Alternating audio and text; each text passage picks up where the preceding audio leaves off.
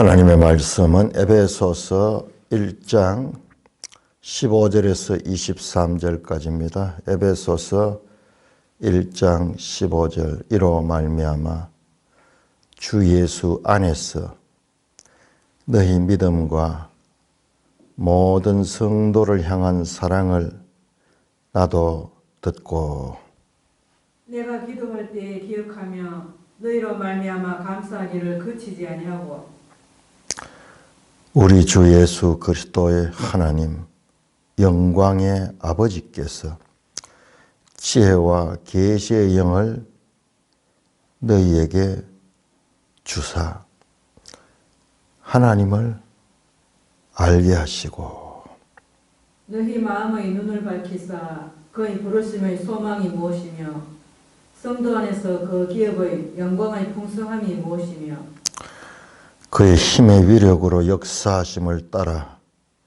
믿는 우리에게 베푸신 능력의 지극히 크심이 어떠한 것을 너희로 알게 하시기를 구하노라.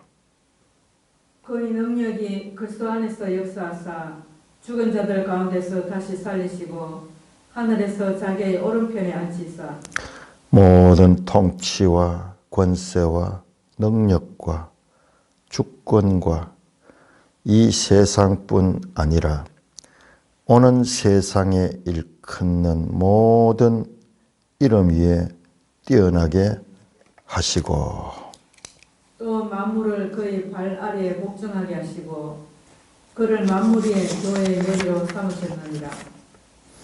교회는 그의 몸이니 만물 안에서 만물을 충만하게 하시는 이의 충만이니라. 하나님 아버지, 은혜를 감사합니다. 인생으로서 스스로 도저히 알 수 없는 이와 같은 하나님의 어떠하심에 대하여 이렇게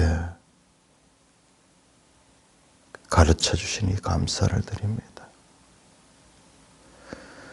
우리가 아는 것이 지극히 제한적이고 유한하여서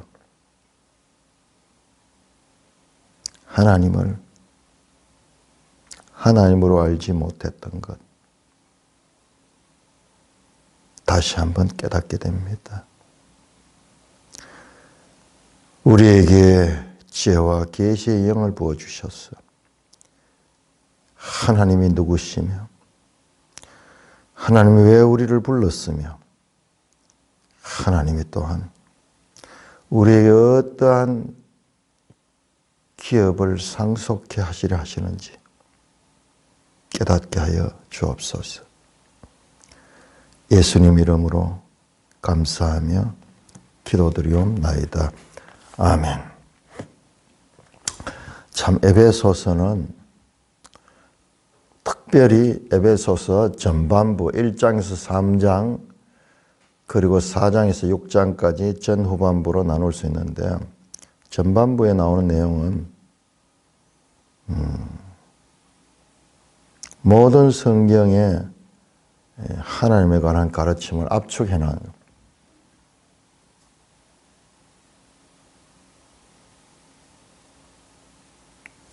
그래서 많이 나오는 단어가 만물, 만유 단어로서 그냥 짧은 단어 만물 두 개의 이 말이 이 만물이라는 말은 그 뜻은 어마어마해요. 온 세상에 존재하는 모든 것들 보이는 것이나 보이지 않는 것이 땅에 있는 것이나 하늘에 있는 것이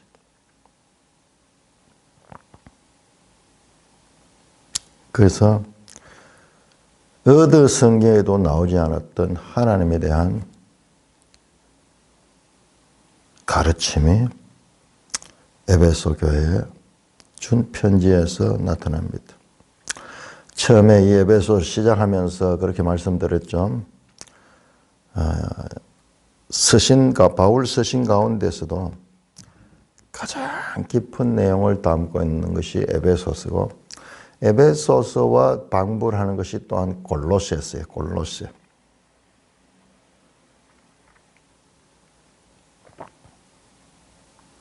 갈라디아서, 로마서 이런 것도 아주 깊이가 있죠. 그렇지만은 그하고 이거하고는 비교할 수 없어요. 그거는 현상적인 문제들을 주로 다뤘습니다. 인간의 죄, 하나님의 은혜 이런 것들을 주로 다루지만, 여기 이 에베소는 하나님의 속성 또는 하나님의 구원의 계획, 그걸 경륜이라고, 경륜. 현상적인 것뿐만 아니라 그 전체를 아우르는 하나님의 뜻이 무엇인가를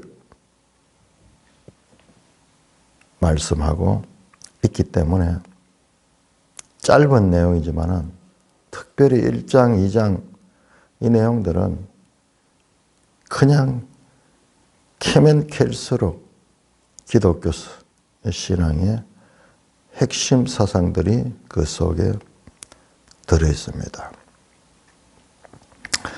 자, 본문 보겠습니다. 15절.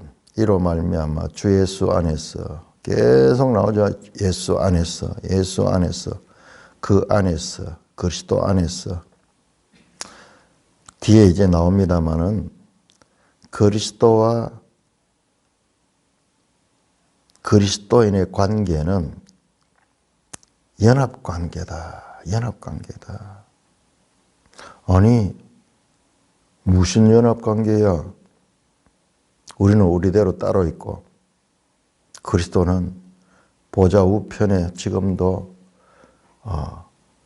우리를 위해 중보하고 계신, 분리되어 있는데, 바울은 일관되게 그리스도 예수 안에 있다. 그리스도 안에서, 제 뒤에 나옵니다마는, 자, 2장 5절 보면 허물로 죽은 우리를 그리스도와 함께 살리셨고 또 함께 일으키사 함께 하늘에 앉혔다. 이 말씀이 뒤에 또 나옵니다. 또 나옵니다. 함께 3장 6절 예수 안에서 함께 상속자가 되고 함께 지체가 되고 함께 약속에 참여하는 자들아, 그리스도와의 이 연합됐다. 연합. 한 절마다 나옵니다. 그리스도에 죽으실 때 우리도 함께 죽고 그리스도가 부활할 때 우리도 함께 부활했다.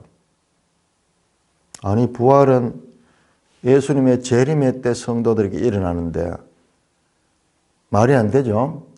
그러니까 이 내용들은 그냥 이 문자적인 이 내용 읽어가지고는 도무지 이해할 수 없어요. 우리가 어떻게 그리스도 안에 있어? 뿐만 아니라 우리가 하늘 보좌에 앉았다고도 이야기해. 칼빈 같은 사람은 이 부분을 갖다가 이렇게 말해. 이중 구속이다. 그렇게 이중. 이게 무슨 말이냐 그러면은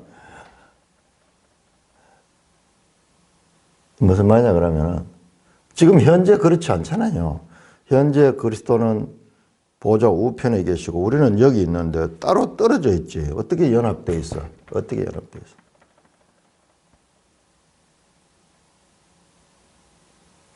그냥 글로 읽으니까는 좋지. 그냥 이해가, 거리니까는 연결이 되지. 실제로 그리스도와 우리는 너무나 다른 차원에서 떨어져 있잖아요. 떨어져 있잖아요. 1장에 나온 내용 전부 그런 거예요. 심지어는 우리가 현재 그리스도와 함께 이 보좌에 있다는 것을 말해요. 이거 어떻게 이해할 수 있어요? 문장으로, 글로, 단어의 모음으로는 가능하지. 뭐든지 가능하죠. 단어 조합은 어떻게나 가능하죠. 그러나 실제에 있어가지고 이것은 도저히 있을 수도 없고, 그리고 이해될 수도 없는 내용들입니다. 그래서 칼빈은 이거를 이중구속이라 그렇게 했더라고요. 무슨 뜻이냐 그러면은, 이 땅에서 성육신 하신 예수님께서 우리를 위하여 구원하신 그 구원, 과거입니다. 과거. 이미 우리로 봤을 때는 과거. 1세기의 성도들이 봤을 때도 과거죠. 지금 이 에베소 편지보다도 몇십 년 전에 일어났던 사건이죠. 그 그리스도의 초림에 이루어진 그 구속이 이미 이루어진 구속이요. 그러나 이 그리스도 안에서 이 아직 완성되지 않은 구속이 있어. 그것이 바로 재림의 때 이루어진 재림의 때. 여기에 완성이 되는 거예요. 아직 아니. 초림과 재림 사이가 아직 아니에요. 이걸 갖다 이중구속이라. 초림 때 이미 완성이 되었지만은, 그러나 초림 때 이미 예수께서 우리의 구원을 하셨지만은, 그러나 재림 때 그 구원이 완성이 된다. 이중구속이라는 단어를 썼더라고요. 이게 바로 시작된 종말이잖아요. 나중에 그 후대들이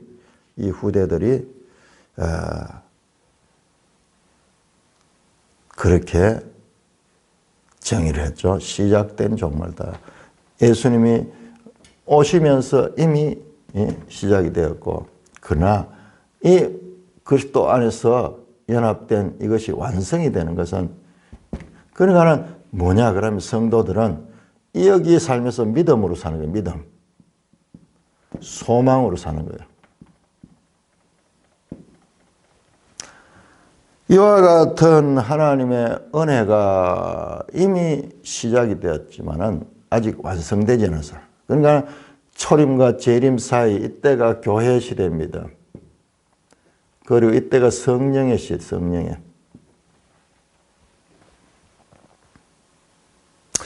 이것이 바울 쓰신 데살로니가 전후서에는 이게 거의 안 나왔어요. 데살로니가 전후서는 거의 안 나왔는데, 그냥 에베소는 처음부터 시작해가지고 계속 이 구조가 이해 없이는 에베소서는 이해할 수 없습니다. 듣기 좋은 이야기였죠. 죽었던 너희를 살리셨도다. 그러면서, 아니 우리가 죽기는 언제 죽어? 그리고 그 1세기 성도들은 죽었지 나중에 지금. 그러나 지금 현재 이 책을 보고 있는 건 현재 우리가 살아있는 건데, 그런데 그 전체들 다 포함하고 있다.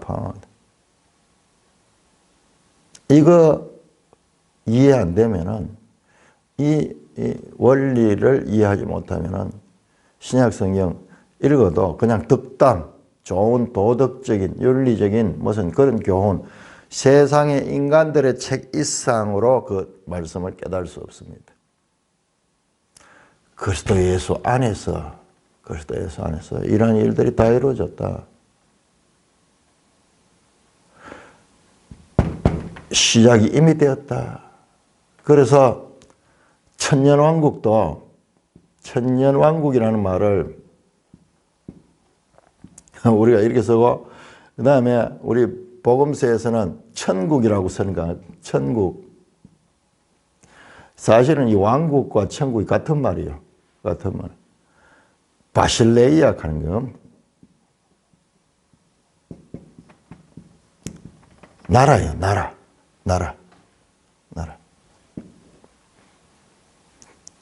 왕국 해버리고 천국 해버리고 또 그래가지고 다르게 보인다. 예? 시작된 천년왕국.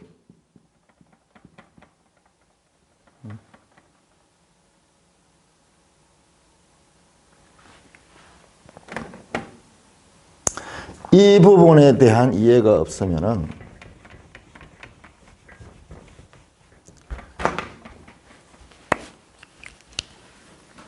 이런 내용들은 다 알 수가 없는 거예요. 이 성경 해석의 기본 원리입니다. 그리스도 예수 안에서 너희 믿음과 모든 성도를 향한 사랑을 나눴다. 믿음과 사랑. 에베소 이 교회에서 들려오는 소문을 들었는 거예요. 믿음이 분명하고 또한 성도를 향한 사랑.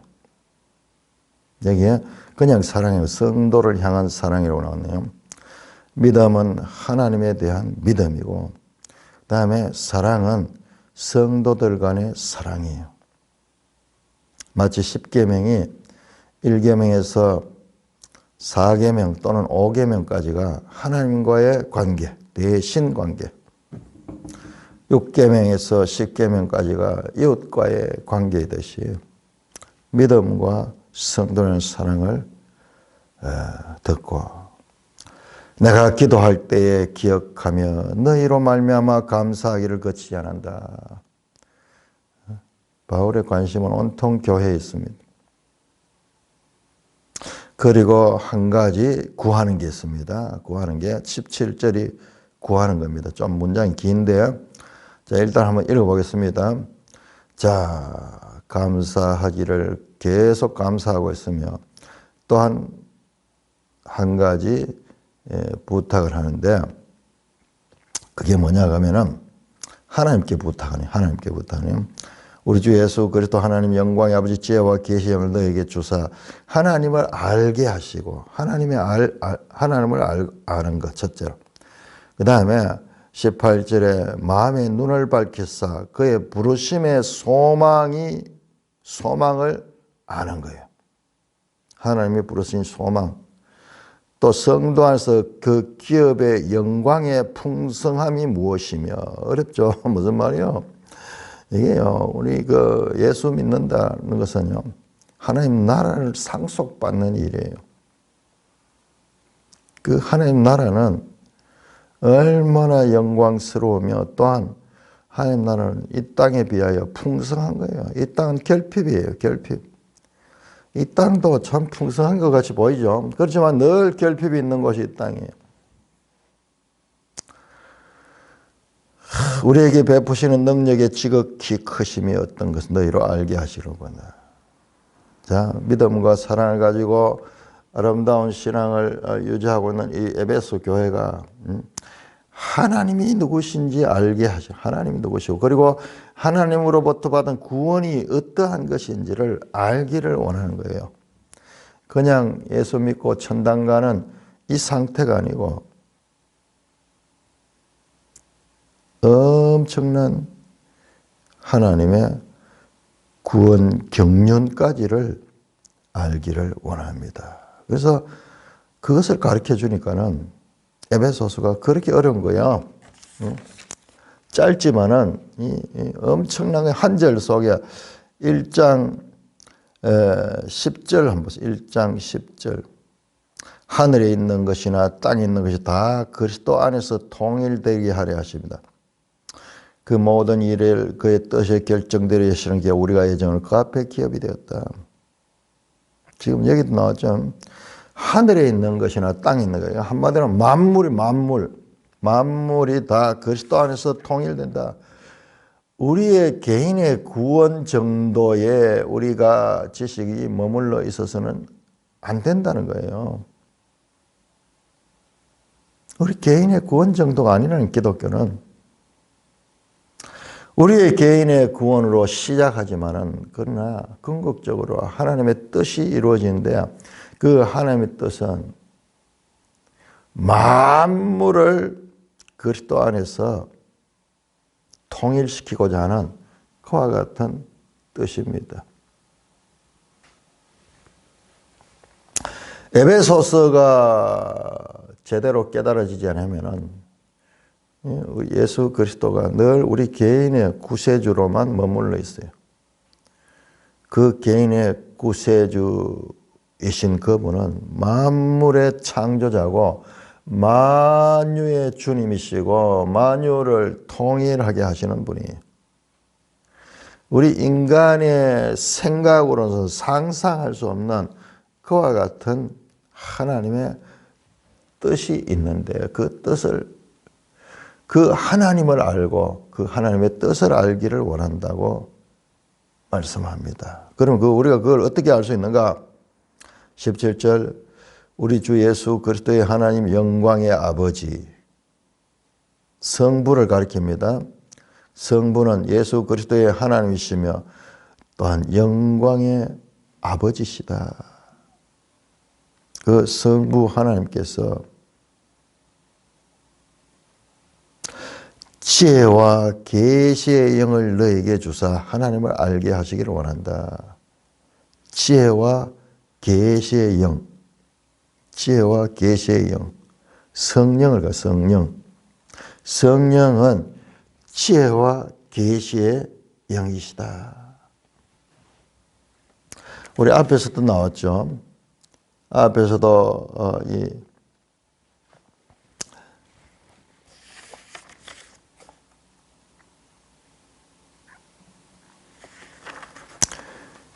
지혜와 총명을 우리에게 넘치게 하사 8절 나오죠. 지혜와 총명. 우리 이때 찾아봤죠.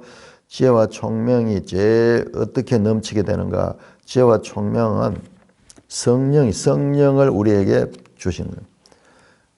제가 그때 봤잖아요. 출애굽기 35장입니까?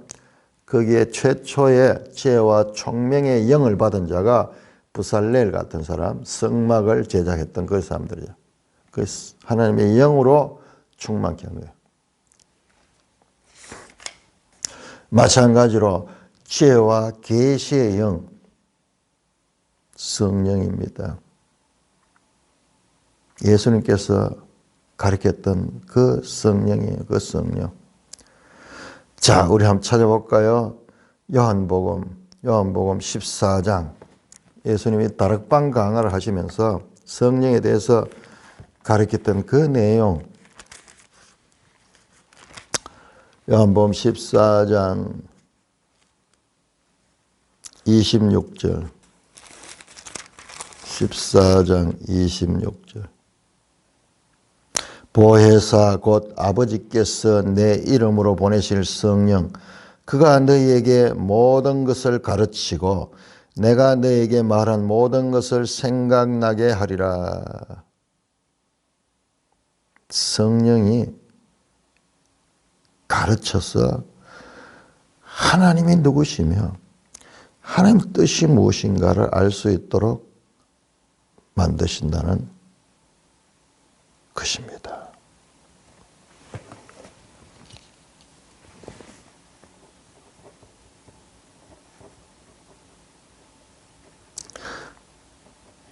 (15장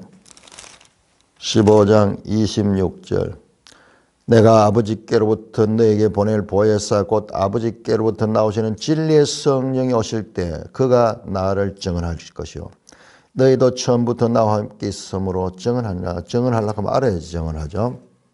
알죠? 성령이 오신다. 성령이 온다. 그래서 성령은 요한복음 14장 17절에서 진리의 영이다 그럽니다. 진리의 영이다. 그는 진리의 영이라. 그가 세상은 능히 그를 받지 못하나니 이는 그를 보지도 못하고 알지도 못하고 그러나 너희는 그를 아나니 그는 너희와 함께 거하시며 너희 속에 계시겠습니다. 실존적 성령이 우리 속에 실존적으로 거하고 있다. 이거는 하나님의 말씀을 통해서 우리가 인식하는 거. 체험이 아닙니다. 우리의 체험이 아니에요. 바람이 어디서 와서 어디로 간지 알지 못했어. 성령으로 난 사람은 다 그러하니라. 하며 이 창세전에 예정하시고 택하시는 그 자들에게 성령을 주셨습니다.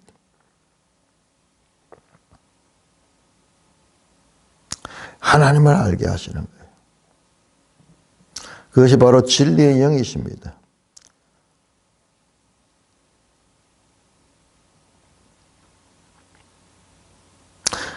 이것이 우리가 바로 16장 13절 진리의 성령이 오시면 그가 너희를 모든 진리 가운데를 스스로 말해 들은 것을 말하면 장래의 일을 너희에게 알리시라. 바로 이 16장 13절에 제일 정확한 증거 본문인데 성령이 오시면은 너희를 진리 가운데로 그가 스스로만 들은 것 장래의 일을 너희에게 알리신다. 그 하나님을 알고 부르심의 소망이 무엇이고 그 기업의 영광의 풍성이 무엇이고 그 하나님의 이 믿는 우리에게 베푸신 능력의 지극히 크심이 어떠한 것을 어떻게 알 수 있느냐. 지혜와 계시의 영신 성령이 오셔서 너희를 가르칠 때 너희가 알게 된다는 말씀입니다. 그 예수님의 다락방 강화와 정확하게 일치되고 있죠. 이게 우리가 앞에서 레위기를 하면서 말씀했던 바로 그 말씀이에요. 그 말씀이 성경이에요. 그래 우리 성경을 안다는 것은 이 개념을 성경의 하나님 말씀의 개념이 아주 다중적으로 표현되는 것을 그것을 서로 아는 거예요. 그리고 말씀과 말씀의 유기적인 관계를 아는 거예요. 이게 뭐냐? 이게 바로 레위기에서 말했던 마음의 할례예요. 마음의 할례. 마음을 찢고 우리 마음 속에 하나님의 지혜와 계시의 영이 들어와서 그 계시의 영이 우리를 알 수 있도록 하는 거예요. 자, 에스겔 36장 가볼까요? 에스겔 36장. 이렇게 신약과 구약에 나타내는 구약에서 그렇게 예언하며 그렇게 강조했던 것이 지금 여기서 성취되고 있다는 것을 발견할 수 있어야 돼요. 에스겔 36장 26절 또 새 영을 너희 속에 두고 새 마음을 너희에게 주어 너희 육신에서 굳은 마음을 주고 부드러운 마음을 주며 또 내 영을 너희 속에 두고 너희로 내 율례를 행하게 하니 내가 너희 조상들에게 준 땅에서 너희 거주하면 내 백성이 되고 너희는 내 하나님이 되리라.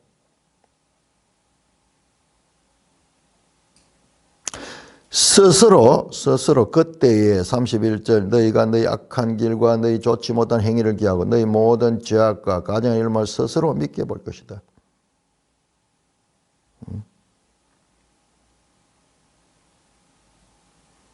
하나님을 알게 될 것이다. 자, 에레미야 31장 바로 전부 새 언약과 연관된 새 언약이 결국 에레미야 31장 31절 33절 보겠습니다. 그러나 그날 후에 내가 이스라엘 집과 맺을 언약에는 곧 내가 나의 법을 그들의 속에 두며 그들의 마음에 기록하여 나는 그들은 내 백성이 될 것이 여호와의 말씀이요. 이 34절이 중요합니다. 이 본문하고는 34절. 그들이 다시는 각기 이웃과 형제를 가르쳐 이르기를 너는 여호와를 알라 하지 않으니 이는 작은 자로부터 큰 자까지 다 나를 알기 때문이라. 지식이 깨닫게 되는 거예요. 어떻게 지금 그 이야기잖아요. 지혜와 계시의 영을 주사 하나님을 알아가게 하는 거예요. 그런데 우리가 이제 이 구약의 선지서만 보면은 이것이 그때 되면은 그대로 뚝딱 이루어질 것이다. 사실 그랬어요. 사실 그랬습니다. 자, 이중구속을 배웠듯이 우리 성경에 나타나는 이와 같은 이 개념들을 우리가 잘 알아야 됩니다. 자, 그러면은 이와 같이 성령이 오셔서 우리를 변화시키는 것이 순간적으로 일회적으로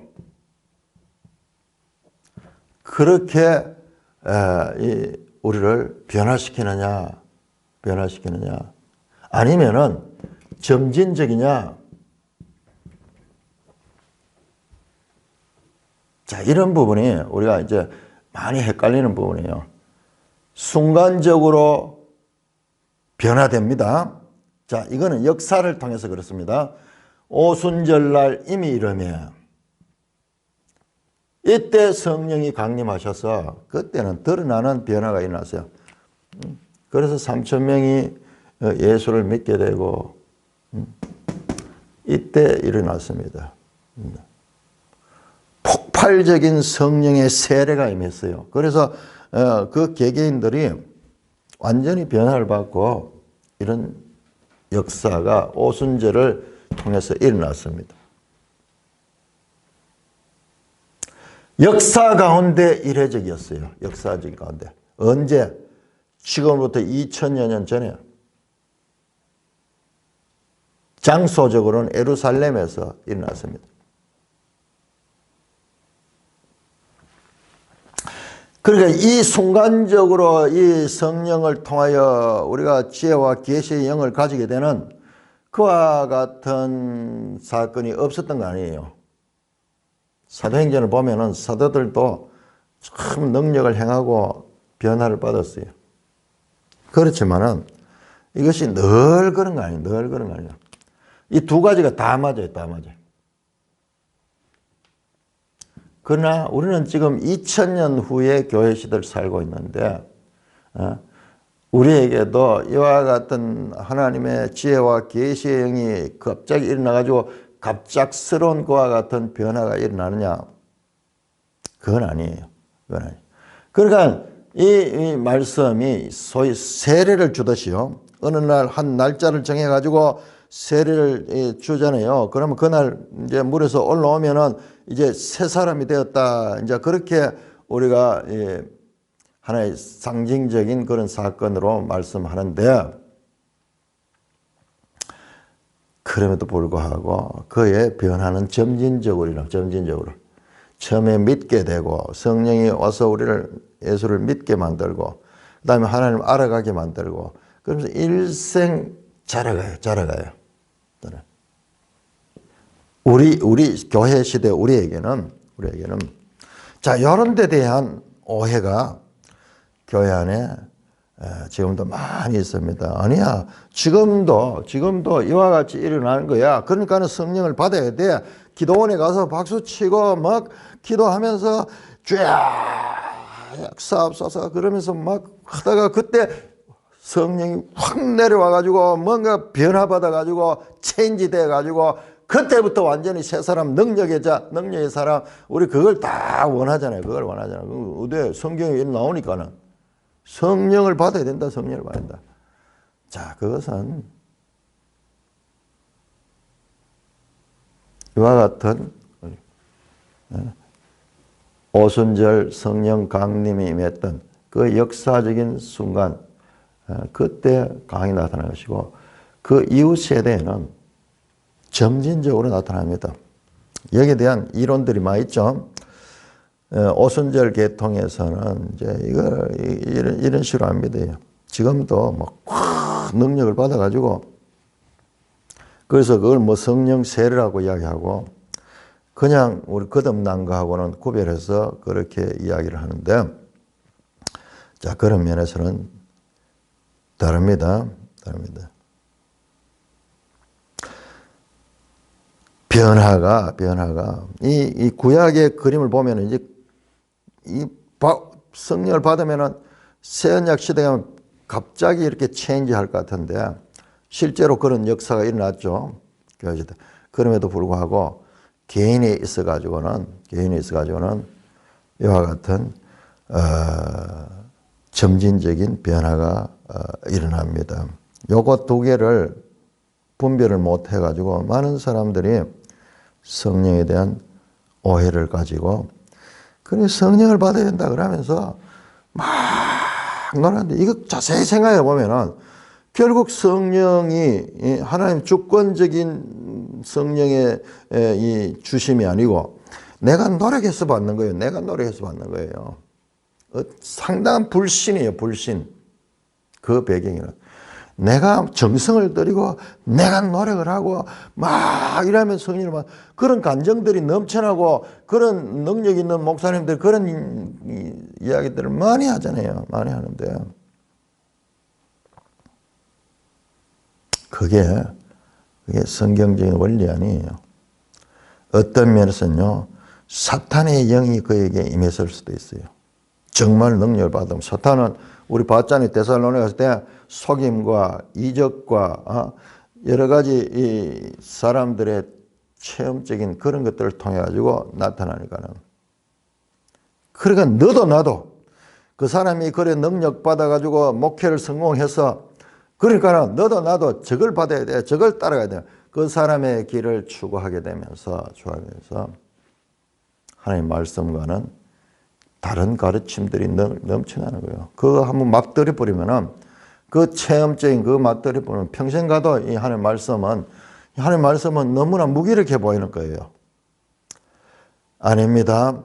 시작된 종말은 우리가 비록 지금 이 땅에서는 찌질이한 그와 같은 몸을 입고 살다가 병들고 늙고 병들고 죽게 되고 때로는 넘어지기도 하고 쓰러지기도 하는 그와 같은 본질상 죄인의 모습을 가지고 있음에도 불구하고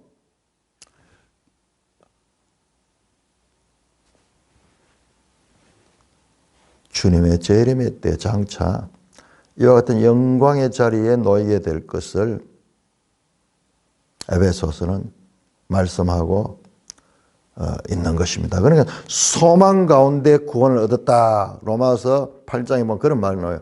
소망 가운데 구원을 얻었다 하는 이 말이 이중구성이야. 우리 현재적으로는 아직 그리스도가 성취했지만 아직 내한테는 완성되지 않았어. 그러나 소망 가운데 장차 주님의 재림의 날 그때 우리가 그 영광의 나라에 들어가야 될 것이다. 이중적으로 현재와 그리고 그 주님의 재림의 때야. 이 이중구속에 관한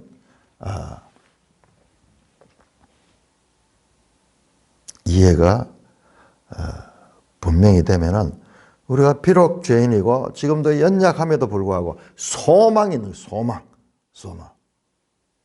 그날에 그 영광의 날에 이 소망이 있는 사람들은 결코 포기하지 않습니다. 이 소망이 분명하기 때문에 현재의 고난은 장차 우리에게 임할 영광에 비하면은 이것은 아무것도 아니야. 그럴 적에 우리는 누구든지 담대하게 현재의 고난을 이겨낼 수 있는 거예요.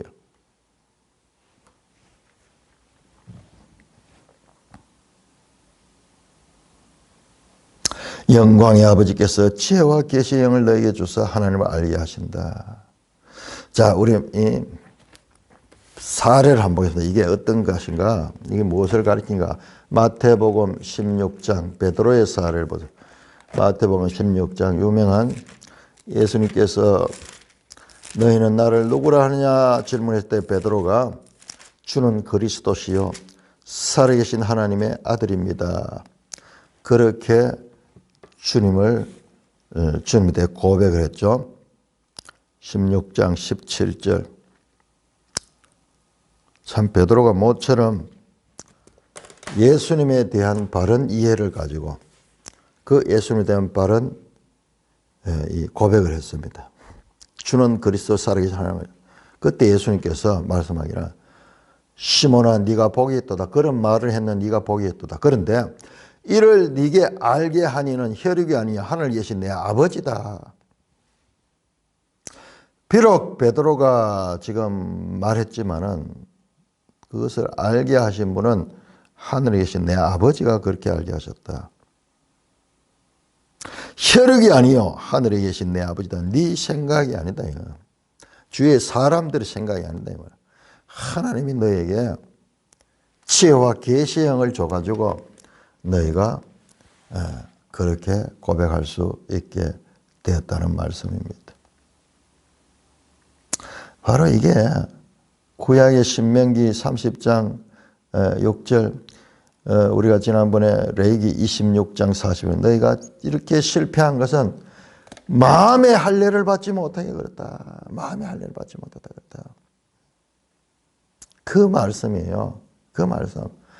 구약 성경에서 가장 소망스러운 말씀이에요. 30장 6절에 이 이스라엘 백성들이 복과 저주의 선택 가운데서 저주를 선택해서 결국 망하게 되거든요. 그러나 그러나 너희가 그렇게 된 이유가 무엇인가? 이유가 된 것은 너희가 마음에 할례를 받지 못하기 때문에 그렇다. 그러나 내가 그때가 되면은 마음에 할례를 행할 텐데 그때 너희가 하나님을 알게 될 것이고 그때 스스로 회개하고 하나님께 돌아오며 하나님이 기뻐하시는 일을 하게 될 것이다. 자, 한번 찾아볼까요? 신명기 30장. 이거 가장 중요한 거예요. 신약과 구약을 연결시켜주는 이와 같은 소망. 자칫 보면은 신명기 28장까지만 보면은 30장입니다. 28장까지만 보면은 하나님이 저주로 끝나는 것 같아요. 저주로 끝나고요. 자, 29장 4절 보세요. 그러나 깨닫는 마음과 보는 눈과 듣는 귀는 오늘까지 여호와께서 너에게 주지 아니하셨다. 너희가 실패한 이유는 깨닫는 마음과 보는 눈과 듣는 귀를 하나님이 주지 않았기 때문에 그렇게 됐다는 거잖아요.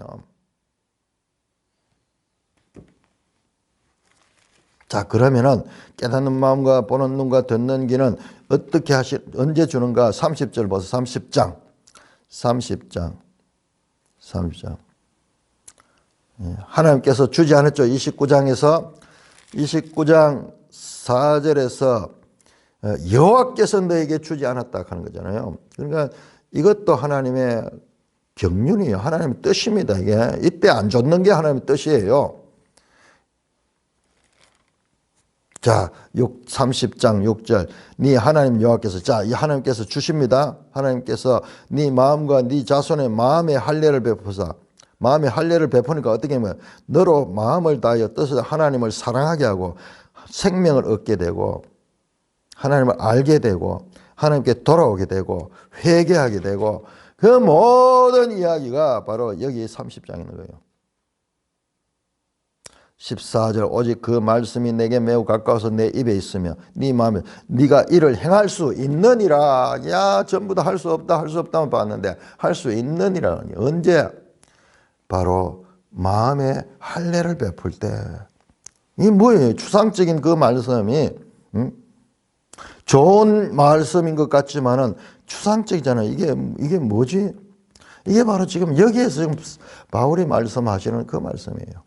지혜와 계시의 영을 너에게 주사 하나님을 알게 하는 성령이 우리 속에 내주하게 하시는 그 성령이 내주하면 성령은 진리의 영이기 때문에 하나님을 알게 한다.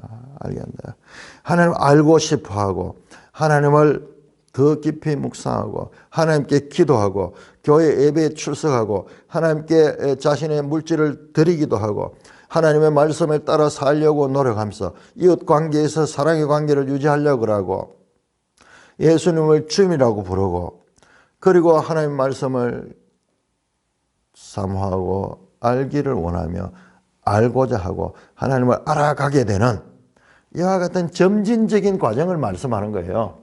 점진적인 과정. 그런데 이거를 그냥 마술적으로 우리에게 뚝딱 일어날 일로 생각하게 하는 것이 마귀예요. 마귀는 중요한 부분에 가면은 다 이렇게 혼미하게 만들어봐.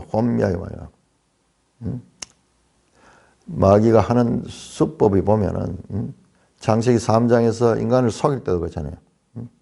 보면은 거기에다 하나님 말씀하전까지 막 섞어가지고 그렇게 하면서 결국 하나님 말씀을 거역하도록 만들잖아요.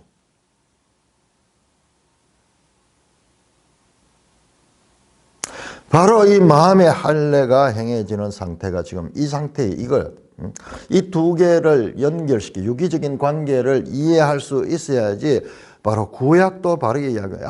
이게 하나님께서 새 언약 시대에 올 그와 같은 뜻을 말씀해요. 이게 중간에 다리를 한 번 더 거치면은 에레미야, 에스겔 같은 구약 선지자들이 말씀하는 새 언약에 관한 말씀이고 이것이 바로 예수님께서 다시 한번 다락방강에서 가르쳤던 그 말씀이고 그것이 지금 예수님이 성천하신 후에 이 땅에 성령이 임했던 그 오순절에 성취됐던 것이고 그와 같은 역사가 지속적으로 교회 안에서 교회 안에서 이제 개개인에게도 이루어지는 그 시간, 그 내용이 바로 이 내용. 구원 계시의 발전서.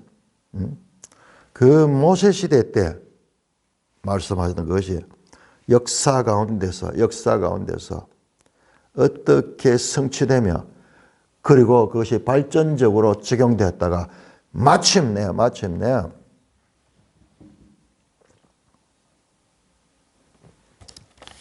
이루어지는 것입니다. 우리 앞에서 말했던 13절에 1장 13절에 약속의 성령으로 인치심을 받았다. 약속의 성령이에요. 이 약속의 성령이라는 말은 짧게 보면은 예수님께서 부활하셔서 누가복음 24장에서 약속하신 것을 기다리라. 그래서 그 사도행전 1장에서 약속하신 성령을 받게 될 것이다. 그 약속, 그걸 가리키지만요. 더 크게 보면은 바로 이 신명기에서 말씀하신 그 내 마음의 할례를 행하겠다. 마음을 찢고 그 안에 성령을 주셔가지고 그래서 너희가 하나님을 알게 해야 되고 하나님을 알게 되면은요 바르게 살 수밖에 없어요. 바르게 사는 게 우선이 아니라 바르게 살면은 하나님을 알게 되는 것이 아니라 하나님을 알게 되면 바르게 살게 우선순위가 뒤집혀 있는 거예요. 자, 이 말씀 제가 방금 말씀드렸던 이 말씀을 더 확인시켜 주는 것이 18절입니다. 너희 마음의 눈을 밝히사. 마음에 무슨 눈이 있어요? 이게 성경적인 표현이잖아요. 너희가 귀의 할례를 받지 못했다. 에레미야 6장 10절에 귀가 할례 받지 못했다. 눈이 할례 받지 못했다. 이런 표현.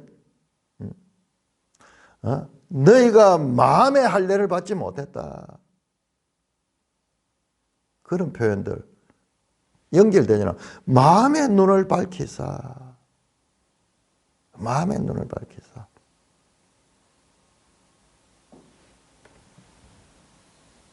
그 부르심의 소망이 무엇이며 성도 안에서 그 기업의 영광의 풍성이 무엇인가? 이것이 하나님의 백성들이 알아야 될 장성한 자의 분량이에요. 장성한 자의 분량. 우리 히브리서 5장 6장이 나왔죠. 5장 끝에서 너희가 멜기세덱에 대해서 이야기하다가 너희가 참으로 알아야 될 것이 많이 있지만 너희가 이걸 깨닫지 못하는 젖이나 먹는 어린아이 돼가지고 좀 어려운 거는 가르칠 수 없다. 장성한 자의 몫이다 이런 거다. 그야말로 장성한 자의 몫이 나오는 거예요. 그냥 예수 믿고 구원받고 뭐 이와 같은 수준이 아니라 우리의 구원과 하나님의 계획이 어떻게 연결이 되며 그 나라가 어떻게 되는가. 성경을 통해서 하나님의 구속사의 이와 같은 모든 구원의 경륜을 성도가 알기를 원하는 거예요. 내가 뭐 그것까지는 알 필요 없고 뭐 그렇게 되면 좋은 거고 그냥 뭐 나는 그거 아니에요. 그게 아니에요. 그 알기를 원하는 거예요. 그래서 예수도 알기 원하는 거예요. 예수 안다는 것은 여기까지는. 그때 우리의 믿음이 견고해질 수 있지. 소망이 우리가 이 소망을 가지게 되는 것입니다. 그래서 이 땅에서 어떠한 어려움이 있을지라도 이겨낼 수 있는 힘을 가지게 되는 거죠. 장성한 자, 히브리서 5장과 6장에서 말했던 장성한 자의 믿음을 가지게 되는 거죠. 그럴 적에 우리가 하나님을 바르게 알게 되고 그 하나님의 뜻을 분별할 수 있게 되죠. 참 안타까운 건요. 이런 하나님을 이해하지 못하는 것이 유대인의 역사, 이스라엘 역사가 그거였어요. 구약 성경을 통해서 하나님께서 유대인들을 택하시고 그들에게 그렇게 가르치지만요. 그들이 어떻게 했습니까? 이 하나님의 뜻을 알지 못하고 율법을 지키느냐 안 지키느냐 거기에 기준이 되어가지고 자기들은 율법을 지키는 건 구원받았고 자기들 율법을 지키지 않는 자는 구원받지 못했고 그래서 어떻게 예수님한테도 가지고 딱 올무를 놓잖아요. 이걸 지키느냐 안 지키느냐 그런 게 아니에요. 그게 아니고 하나님이 전 인류를 구원하고자 하는 이와 같은 하나님의 구원의 경륜이 있는데 그 속에서 너희는 택함을 받아가지고 그 속에 이 하나님의 과정에서 율법을 주고 이랬는데 그리고 유대인들을 통해서 율법을 주고 그들의 실패 또한 이방인의 구원에 이르기까지는 이와 같은 하나님의 구원의 경륜이 계시는데 그런 거는 무관심, 그런 거 관심, 내하고만 관심이니까. 그러니까 우리는 구원받았다. 우리는 택함받은 백성이다.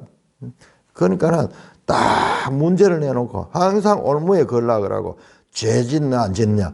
여기에 하나님 뜻과는 정반대되는 그런 일은 자기들은 의롭고 다른 사람은 죄인이라는 그런 판단을 했던 것이 역사입니다. 이만큼 우리가 그런 걸 통해서 배우게 되는 건 하나님의 뜻을 바르게 안다는 것이 그렇게 쉽지 않다는 거예요.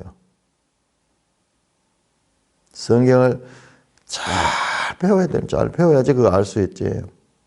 어설프게 알면은 그렇게 되어버린 거예요. 이단들의 특징이 전부 그런 거예요. 전부 자기중심적, 자기중심. 하나님의 말씀이 말씀하고자 하는 것이 무엇인가를 66권 전체를 통해서 그 하나님 뜻을 제대로 알지 못하니까는 참 부분적으로 자기 이기심을 가지고 하나님 말씀을 비틀어 버리고 지금 바울은 가르칩니다. 그 하나님의 뜻이 무엇인지 하나님을 먼저 알고 성령을 따라서 그리고 그가 우리를 불러서 택하시고 부르시고 하나님 자녀 삼은 그 소망이 무엇이며 무슨 목표를 가지고 부르셨던가 그 기업의 영광의 풍성함이 무엇이며 마침내 그 예수님의 재림 때 새하늘 새 땅이 펼쳐지며 그 나라에 편입될 때 그 나라가 얼마나 영광스럽고 풍성한 것인지 이 세상 나라와 비교할 수 없는 그 영광의 풍성함이 무엇이며 그의 힘의 위력으로 역사하심을 따라 믿는 우리에게 배운 능력의 지극히 크심이 어떠한가. 우리가 받은 복과 우리가 받았던 그 은혜가 얼마나 큰 것인지 우리에게 베푸신 능력 이거 뭐 꼭 여기서 하는 어떤 능력보다도요 이중구속적으로 나중에 우리가 그냥 예수 믿는 이 사건이 천하의 가장 위대한 일이 되는 그런 것들 알게 하시기를 구하노라. 어떻게 해서 지혜와 계시의 영을 영광의 아버지께서 너에게 주셨어.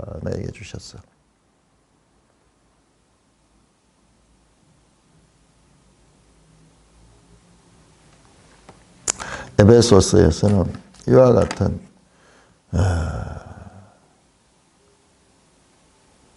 하나님 나라, 이게 하나님 나라예요.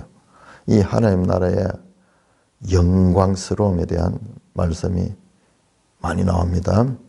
이제 우리가 우리의 신앙의 폭이 그냥 내 중심에서 하나님 중심으로 바뀔 적에 얼마나 영광스러운 구원의 계획이 있는지, 구원의 경륜이 있는지 하나님은 그거를 하나님의 백성들에게 알기를 원해요. 그걸 알 적에 구원받은 자로서의 삶도 바른 삶이 나오게 될 것입니다. 만유의 그리스도 안에서 통일시키자고 하는 하나님의 뜻. 이 골로새서 1장 16절 17절 로마서 11장 36절 고린도전서 15장 28절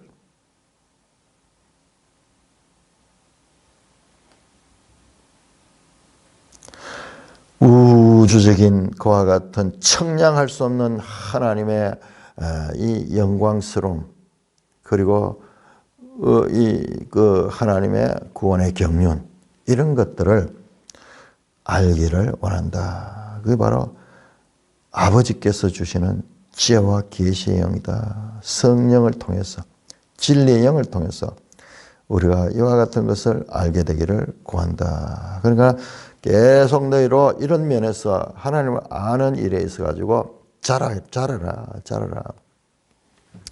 20절입니다. 그의 능력이 그리스도 안에서 역사하여 죽은 자 가운데 다시 살리고 하늘에서 자기 오른편에 앉으사. 그의 능력, 여기는 그는 성부 하나님입니다. 17절에도 마찬가지로 지혜와 계시의 영을 주시는 분도 성부 하나님. 그 성부 하나님의 능력이 그리스도 안에서 역사하사 죽은 자들 가운데서 다시 살리시고 예수님이 죽음을 경험해 부활하시고 하늘에서 자기의 오른편에 앉혔다.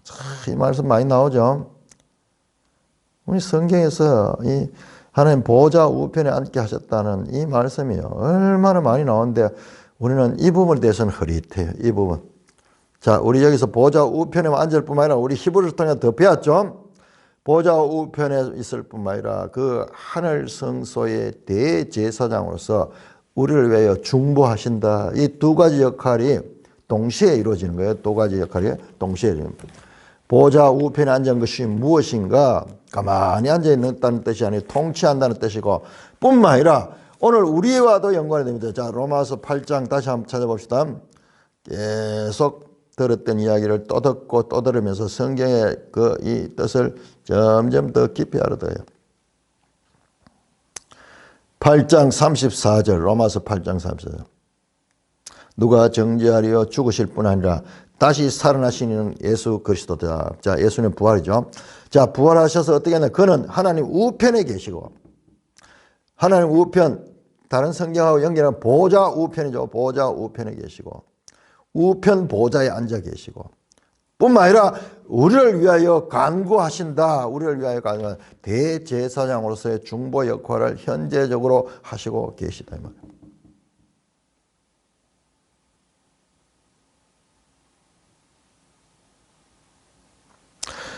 21절 모든 통치와 권세와 능력과 주권과 이 세상뿐만 아니라 오는 세상에 일컫는 모든 이름 위에 뛰어나게 하시고. 세상에 이렇게 큰 의미를 가진 말이 어디 있어요?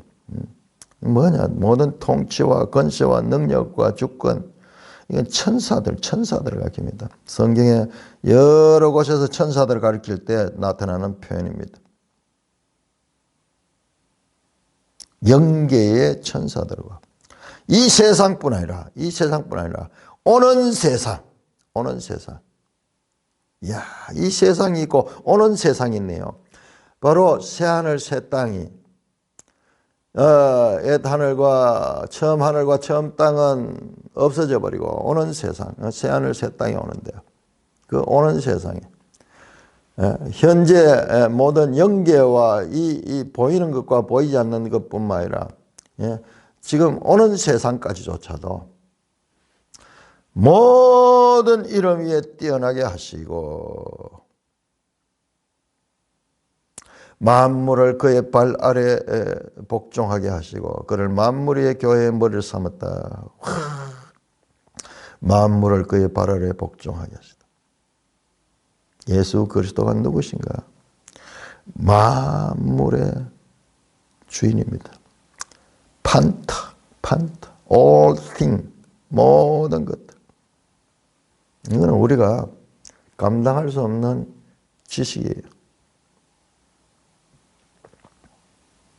만물을 그의 발 아래 복종하죠. 그를 만물 위의 교회의 머리를 삼았다. 이게 무슨 말이에요? 우리가 지금 있는 교회가요. 이 교회가 이 만물을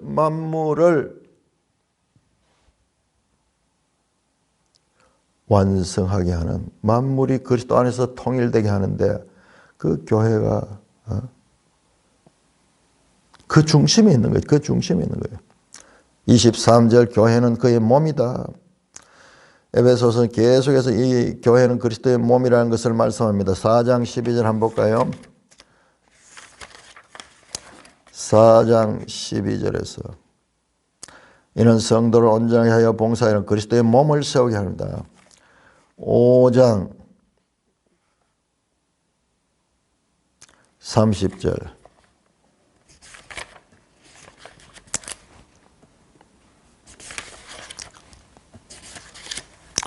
5장 30절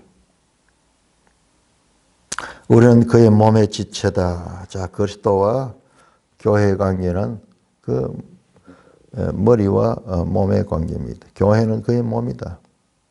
만물 안에서 만물을 충만하신 이의 충만이라. 이 무슨 말이에요? 이거 우리 머리로서 이해 안 되는 말이에요. 교회가 가지는 그와 같은 의미는요. 만물 안에서 만물을 충만하신 이의 충만함이라. 무슨 말이에요? 이거는 우리의 생각으로 담을 수 없는 그와 같은 말이에요. 공동 번역은 조금 더 이해하기 쉽게 했습니다. 교회는 그리스도의 몸이며 만물을 완성하시는 분의 계획이 그 안에서 완전히 이루어집니다. 교회 안에서 교회가 이와 같은 하나님의 구원 경륜에 어마어마한 역할을 하는 기관인 거예요. 그냥 우리 이 땅에서 이 교회가 문제 많은 교회, 그리고 천차만별인 교회, 그럼에도 불구하고 현재 우리의 낮은 몸처럼 바울이 칼빈이 이중구속처럼 현재적으로는 그리스도가 구원했음에도 불구하고 현재적으로는 우리가 이와 같은 상태지만 그러나 주님의 재림 때 영광에 참여하게 되듯이 교회는 그의 몸이니 만물을 완성하시는 분의 계획이 그 안에서 완전하게 이루어진다. 충만하신 이의 충만합니다. 충만하는 단어가 플레로 가는 건데 우리말로 충만하니까는 이 완성되다 하는 그런 뜻이에요. 가득 차다. 뜻이 완전히 이루어진다는 거예요. 그러니까는 죄로 말미암아 하나님 뜻이 그렇게 오염이 돼도 죄로 말미암아 오염이 돼. 그 죄를 완전히 없이 하고 완전한 만물을 온전하게 하시는 그와 같은 그리스도의 구속에 있어가지고 교회가 차지하는 비율이 교회가 그렇게 중요한 교회가 곧 몸이라 그리스도라 그리스도와 교회는 연관해서 이거 우리가 상상할 수 있습니까? 이거는 우리 상상할 수 없는 하나님의 구원의 경륜입니다. 이 영광스러운 그리고 이 충만한 만물을 충만하신 이 충만한 것이 비록 현재적으로 문제 많고 그리고 연약한 우리가 이 교회에 소속이 되어 있지만은 그러나 이 교회는 하나님의 구원 경륜에 가장 중요한 역할을 하는 기관이다. 교회가 가지는 정체성이 무엇인가를 우리가 알 수가 있습니다. 찬송가 366장입니다.